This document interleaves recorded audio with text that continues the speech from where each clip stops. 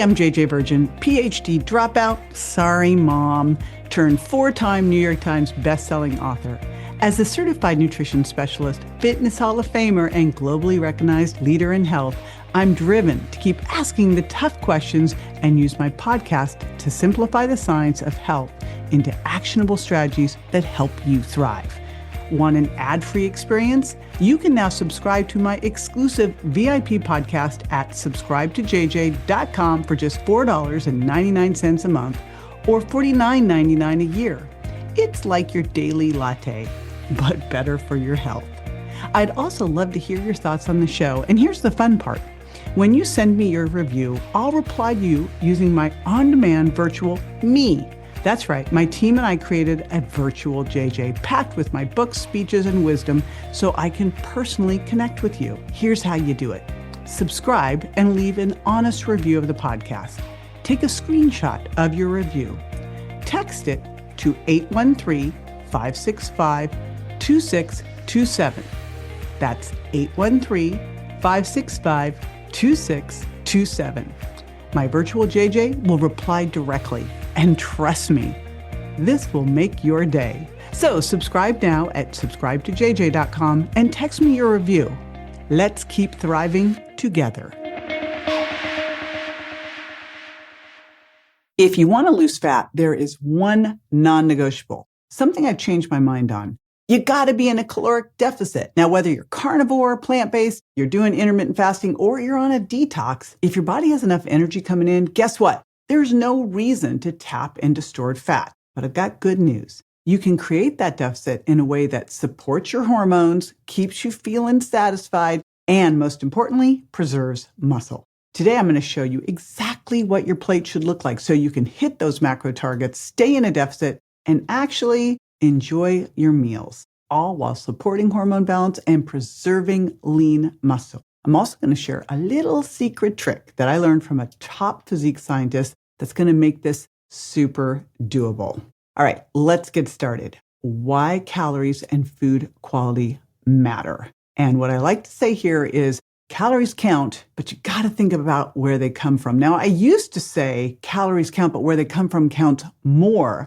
But there have been some like crazy examples of people losing weight while living on Twinkies. But I'm betting your goal is to lose fat, build muscle, and get healthier. So in our case, where those calories come from matters a lot. First off, you know ultra-processed food wreaks havoc on your metabolism, but you might not know how it does it. There's a couple different ways. First off, makes you overeat. There's actually a study in Cell Metabolism that found that people who are eating ultra-processed diets consume about 500 more calories a day compared to people who ate whole foods diet without even realizing it because of the differences in satiety and hunger hormones. These foods are manufactured to make you eat more and more and more and more. The next thing about these ultra-processed foods, they actually have a lower thermic effect of food. And I'm going to explain that one in a minute. But first, this study that was in Food and Nutrition Research, here's what they found. They looked at 2 sandwiches, a whole foods sandwich with real cheddar cheese or a processed food sandwich. So think whole grain bread and real cheddar cheese versus, Wonder Bread and American cheese, kind of the lunch I always had growing up. These sandwiches both had the same calories, same nutrients. But what was crazy is the processed one had a lower thermic energy effect. So why does that matter? Well, this is subtle, but it matters over time. So you have your total daily energy expenditure, right? And that is comprised of 3 things. It's your resting metabolic rate, it's your thermic effect of food, and it is your activity, whether your activity is from exercise or non-exercise. So for thermic effect of food, TEF, it is anywhere from 5 to 15% of your total daily energy expenditure comes from this. So if you're eating things that are lower in this TEF, then it'll be in the 5%. If you do some of the things we're going to talk about here on this video, you'll push it to 15%. You might go, yeah, it's not that much. Makes a difference over time. So that's what we're really looking at is what happens over time if you do the right things. Now, next thing with ultra-processed food, it is more likely to wreak havoc on your blood sugar and your insulin. And you know that if your blood sugar is all over the place, you're going to jump in and grab food. And if you keep pushing your blood sugar up, it's going to push you into higher insulin. And if your insulin's up, it makes it really hard to burn off fat, especially that visceral adipose tissue. That's that fat around your gut. So what we want to do instead is shift off of the ultra-processed food. This is not a newsflash, obviously, but by improving our food quality, improving where your calories come from, it's going to help. And the way we do that, have more clean protein, have more fiber, right? Eat more whole foods-based diet. And why is this important? Number one, more thermic. We also know, when you're eating more whole foods, you're eating more protein, you're going to have more satiety, more satisfaction, and a little bump in your GLP-1. And then fiber, of course, we know is going to fuel your microbiome. It's going to slow down the blood sugar rise. It's going to help you feel fuller longer, and it's going to also bump up the GLP-1s. So I mentioned a deficit, and since we know deficit's important here, how do you eat so that you're not hungry, right? Because that's the big thing. If you're hungry and feel unsatisfied, I don't know about you, but I'm going to go sniffing in the fridge. So next thing we need to do is figure out how to avoid that. And you know what the answer is? Eat protein first. You've heard me say this before, and I know what you're hearing all over the internet. So you're going, but JJ, I'm hearing all over the internet that I should be eating non-starchy vegetables first. But there's a reason that I'm going to tell you to eat protein first. When you eat protein first, the research shows that you actually make better food choices overall. Now, beyond that, protein is the most thermic of the three macronutrients. I already talked about the thermic effect of food, the TEF. We know that when you eat protein, somewhere between 20 and 30% of those calories are used just in the digestion and assimilation of protein. Contrast that with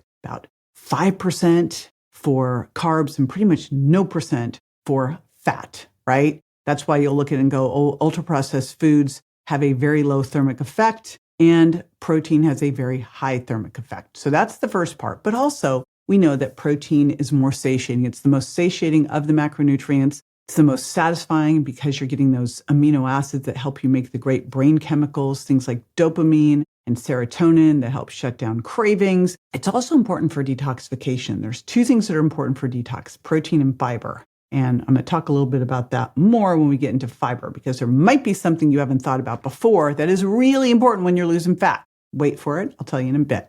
But more important than that, I want you to eat protein first because I want to make sure you get it in. And here's why. There's this phenomenon called the protein leverage hypothesis. Now, it's been called this forever. It shouldn't be a hypothesis anymore because, well, it started out and they were looking at it in terms of insects. It's now been proven in primates. It's been proven in rodents. And here's what it is. It is this hypothesis that has now shown that if you don't get enough protein in your diet because you're eating protein to get amino acids, you'll keep eating more to get to the point where you've had enough protein. What does that mean? That means that if you ate a low protein meal, you might overeat in an effort to get enough of those amino acids that your body really needs. And again, this has been shown over and over and over again. And here's what the evil ultra-processed food manufacturers do.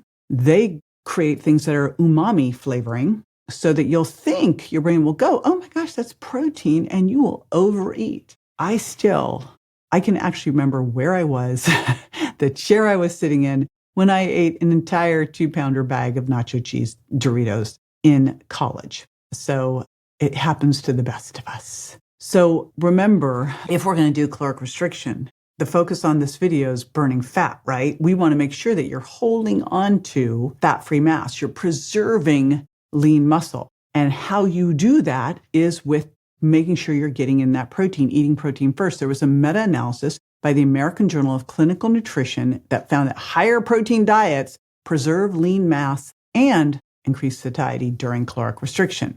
And really, we should be focused on making sure that you are preserving that lean mass, because as you lose weight, if you are losing lean mass, you are going to drop your resting metabolic rate more. And you do not want to have that. In fact, that's what they call metabolic adaptation, when your resting metabolic rate is lower than it should be predicted based on your weight. So we got to keep that lean tissue, that fat-free mass up. Think of protein like this anchor that keeps your metabolism and muscle strong in a caloric deficit. Let's talk about how much protein I'm that you really need. Now, here's the reality. You've heard that after about the age of 30, you start to lose muscle and it gets harder to put it on. The biggest stimulus for building muscle is doing hard things. That's it, doing resistance training. But the other thing that you need is protein. As we age, we become more anabolically resistant. Now, why does this happen? This means that we need more protein, more resistance training to stimulate that muscle. But the reality is, it's probably not as much age as it is not using it. Use it or lose it. And there's a couple other things that happen. If you're stressed, if you're aging, your stomach acids can lower. It's harder for you to break down protein. That's the first part. Stress can create that problem as well. And if you've got more insulin resistance, more fat in your muscles, that can create more of that anabolic resistance too. The bottom line is, likely if you're 30 plus, you need more protein, not less, especially if you're 40 or 50 plus. And so the range that I give people, and I have a protein calculator, if you don't love math, that's at jjvirgin.com/protein first. It also has a great protein list that will help you get started on your Eat Protein First journey. But here's the thing. I like people to go 0.7 to 1 gram per pound of target body weight. There's a great researcher who's shown out of Canada. I believe that it was Dr. Stu Phillips that found that really 0.7 grams per pound of target body weight probably is saturating your tissues with what you need to build muscle. I go 0.7 to 1. I would rather you err on the high side than not get enough. And this is based on your target body weight, the weight that if you were at your perfect weight for you, your best body composition you'd be. So whatever that number is, we all know the number, go with that number. And if you're not totally sure, guesstimate.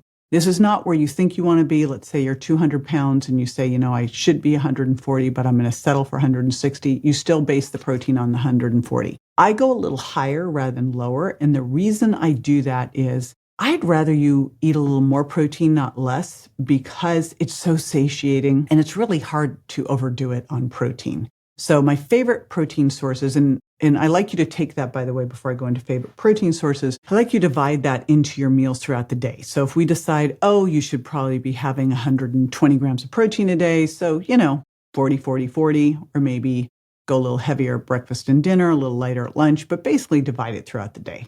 Get at least 30 grams per meal, especially at your breakfast and dinner. And if it's plant-based, go to 40. And I really like an omnivore approach. But just consider this. How many times have you pigged out on salmon?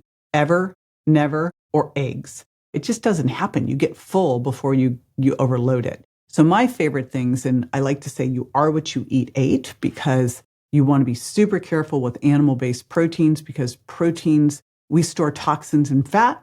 So get lean sources so you have less likelihood, and know where they came from so you also have less likelihood. So that's why it's wild fish. My favorite choices there are salmon, halibut, and Chilean sea bass.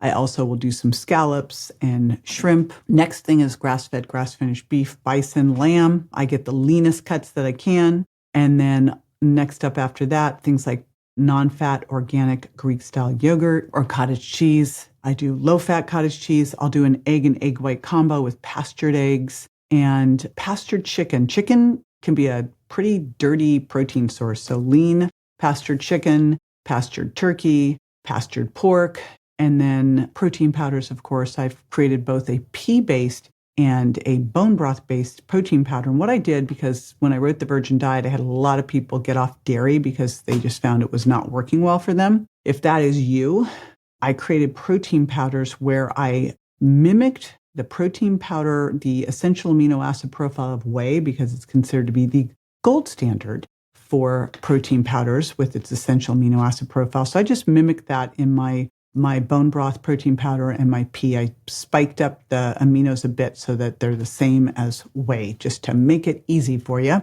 if you're someone who does not do well with dairy. Quite often you might do well with whey because it's the casein that's the problem, but if not, this is a way to do it. So there you are. And again, remember, you are what you eat. Now, those are animal sources. The plant-based sources, organic fermented tofu, make sure it's organic, and other things like legumes can be a great source too. Just make sure you're putting it into your Chronometer app or whatever food tracking app you're doing, because quite often it can be easy to kind of overload on the carbs or overload on the fat in an effort to get protein. And that's why I really love an omnivore approach to this, where I might have salmon, and lentils and cauliflower rice as a thing, like mix my cauliflower rice and lentils, maybe throw some mushrooms in. That's a bed that I put the salmon on top of. Super delicious. So once you've got that protein dialed in, the next thing we're going to do is bring in the fiber. And I love fiber for a couple different reasons, which I will share. But of course, the big one for caloric restriction is it's a way to help you feel fuller longer without going crazy on the calories. We're going to be doing your plate in a minute. And what you'll find is when we walk through the plate, I want a lot of your plate, like half or more of your plate is just going to be like non-starchy vegetables and a rainbow of them. Now, this is a great way to get some fiber with low calories. And there was a study by Frontiers in Nutrition that found that higher dietary fiber intake is associated with improved weight control and lower total calorie consumption. Why? Because of fiber's ability to improve satiety and slow digestion. It helps you feel fuller longer. So this is super duper important, obviously, because if you're hungry, I would say if you're hungry, man, I don't know about you, but for me, all bets are off. So love me some fiber because it's filling, it's good for blood sugar balance, but also it's great for your gut microbiome. Just consider resistant starch. I have a fiber product, extra fiber, that's really rich in resistant starch. This is what you get from like cooled potatoes or slightly green bananas. And this resistant starch is called that because it resists digestion and goes into the large intestine and makes something called butyrate that helps you burn fat. Bingo. Another thing about fiber is it's super important for detox. Now, here's the thing. As you are losing fat, as you're starting to burn fat, you know what happens? You actually free up toxins. I think people do not think about this. In fact, one of the key things I've focused on is having a protein-powered detox before people go and start on a fat loss program, because if you are not detoxifying well and you're freeing up these toxins but not getting them out, this is a major problem.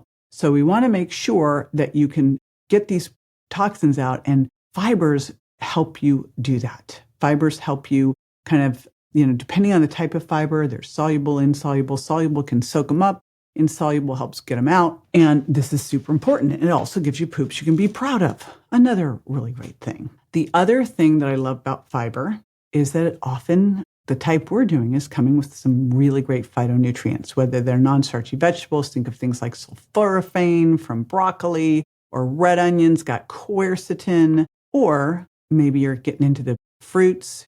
Strawberries have fisetin. Every single one of these plants has amazing phytonutrients based on its colors. That's why people will tell you to eat from the rainbow. That's the reason why. Or you've heard from the American Gut Health Project, we need to be eating a wide variety of different plants each week. That's the reason why. So my rule for non-starchy vegetables is 5 or more servings a day. What's a serving? It is at least a half a cup cooked or 1 cup raw. And I always make sure that within that I'm getting at least one sulfur-rich vegetable. That would be like Brussels, broccoli, cauliflower. It's the stinkies.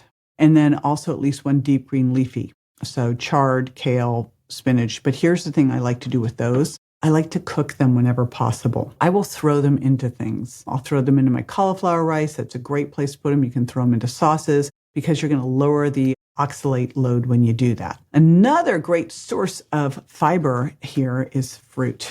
And for me, I eat 2 servings of berries a day. I generally will pop between blueberries, raspberries, and blackberries. If you're super active, you can pump it to 3 fruit servings a day, but that's another one. And of course, what else is high in fiber? Well, roots, tubers, legumes, and grains. So things like Japanese sweet potato, legumes, lentils. I love those, especially lentils, because they've got a great protein hit, wild rice. And what I'm always looking for is at least 10 grams of fiber per meal. And then we'll talk a little bit more about how much of those slow, low carbs in the next section. But I'm looking at how do I get 10 grams of fiber or more per meal? So my goal is 30 grams or more overall per day. If you're a guy, let's go to 40. All right, let's talk fat and carbs, because this is where people seem to get in trouble, is the fat and the carbs. And what's crazy is it depends on the day or the week, I guess, but it seems like it's either we're supposed to go high fat, we're supposed to go low fat, we're supposed to go high carb, we're supposed to go low carb. It's like one's always being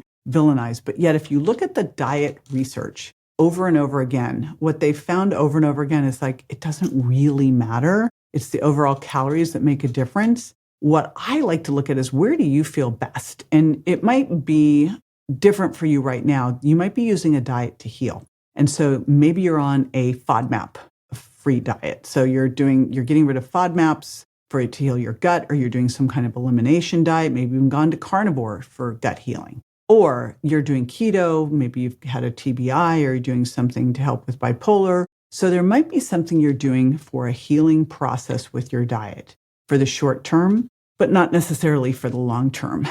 What I want to really talk about here is that we need fat. In fact, I love Dr. Ben Bickman's has some great information out about insulin sensitivity and fat. And he goes, don't fear fats.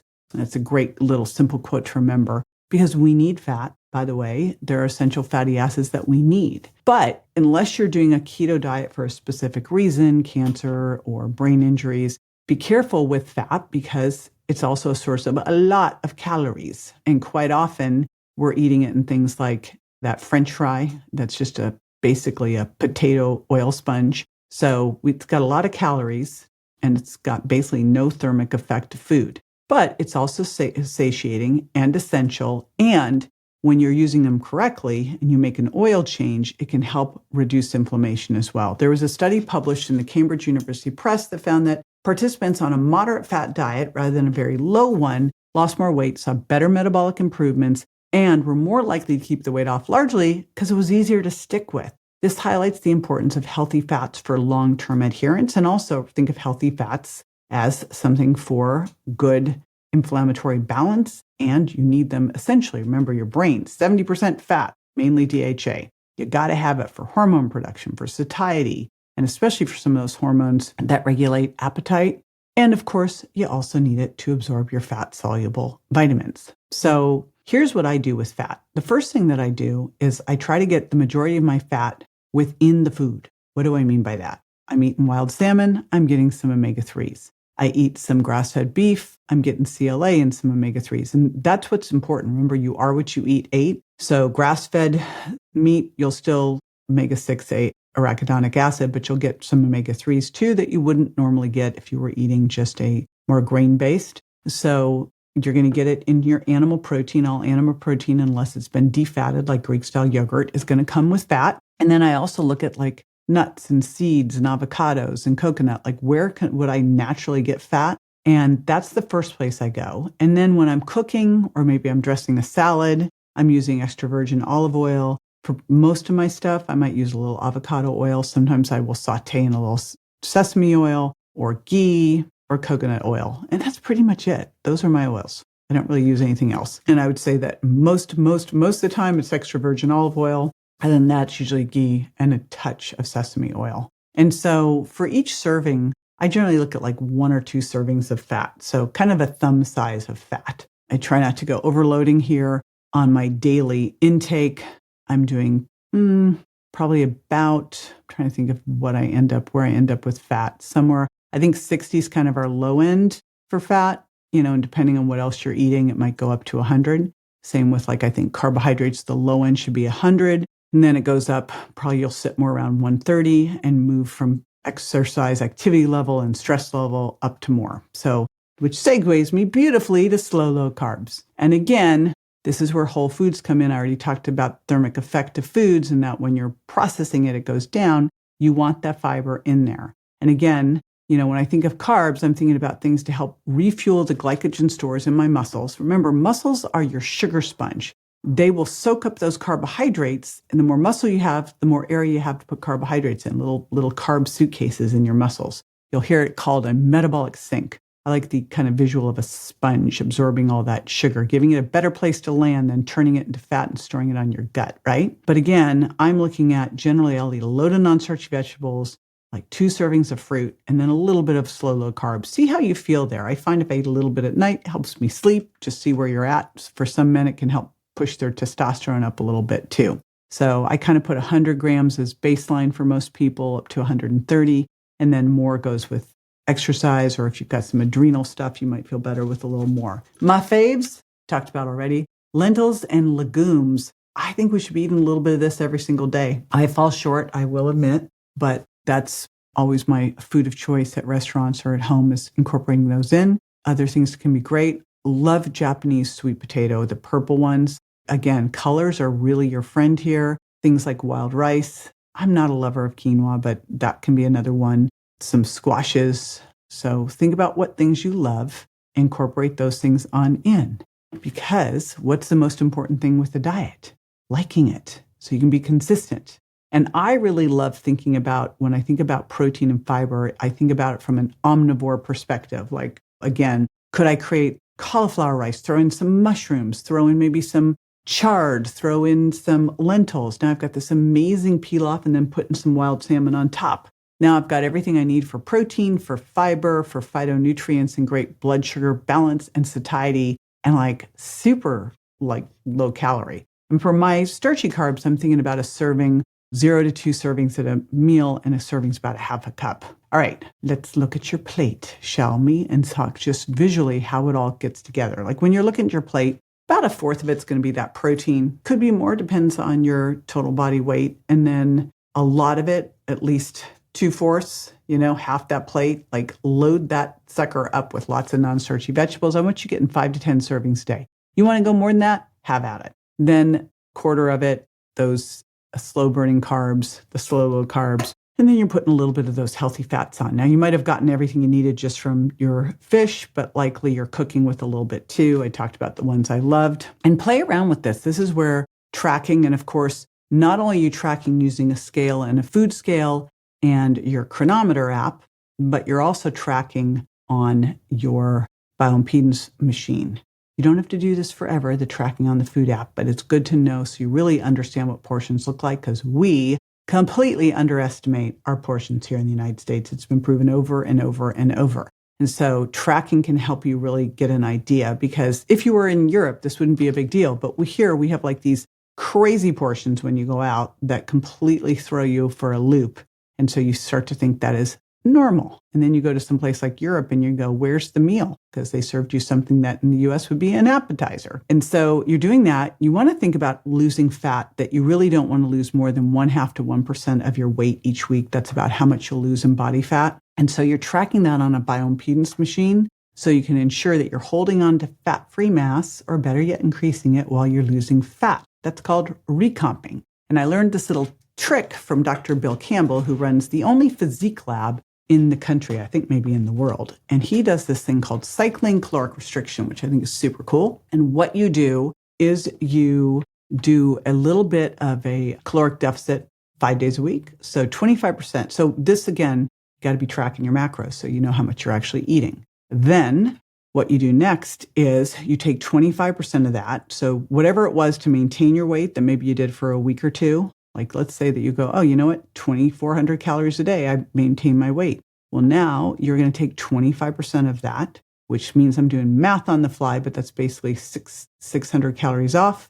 Now you're doing 1,800 calories for 5 days, and then go back to 2 days of regular calories and rotate it. One of the things you have to watch is as you lose weight, you will start to drop the amount of calories you need to maintain your weight. This is why we really want to focus on holding onto or building muscle. So that's minimal, and that we're really monitoring all this using a bioimpedance scale, not a traditional scale. I want you to ditch that traditional scale. And also, I love it if you're once a week. You're doing that daily. It's reporting to your phone. You're monitoring it over a week, never day by day. Day by day will make you crazy. But then once a week, you also do a waist and a hip so that you can look at your waist compared to your height and your waist compared to your hip to ensure that you are losing fat and you're losing your waist. If you're losing your weight without losing your waist, you might just be losing some muscle, making yourself worse off, not better, and not on my watch. Now, remember, fat loss starts with a caloric deficit, but the way you build your plate determines how easy it is to stick with it and if you keep that fat-free mass on. When you lead with protein, you load up on fiber, and you choose the right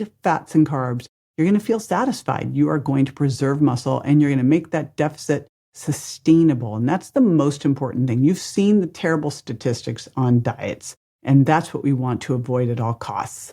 If you want to see exactly how to hit your protein goals at breakfast, watch my video on high protein meals. It's the perfect place to start.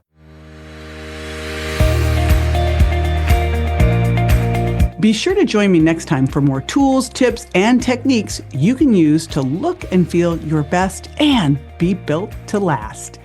Would you prefer an ad-free experience? Join my VIP podcast at subscribetojj.com for just $4.99 a month or $49.99 a year to unlock uninterrupted ad-free access to all the episodes and insights you love.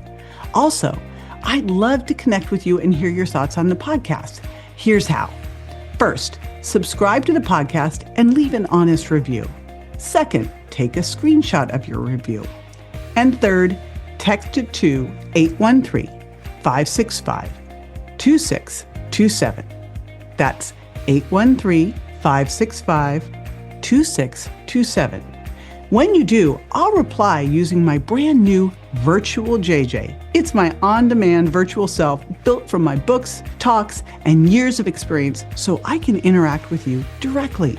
You'll make my day, and I can't wait to hear from you. Thanks for tuning in, and I'll catch you on the next episode.